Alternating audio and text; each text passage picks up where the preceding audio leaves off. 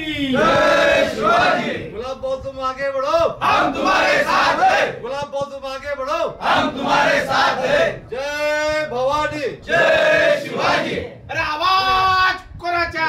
शिवसेनेचा हिंदू हृदय सम्राट सरसेनापती बाळासाहेब ठाकरे यांचा विजय असो। जय भवानी। जय शिवाजी। गुलाब भाऊ तुम आगे बढ़ो।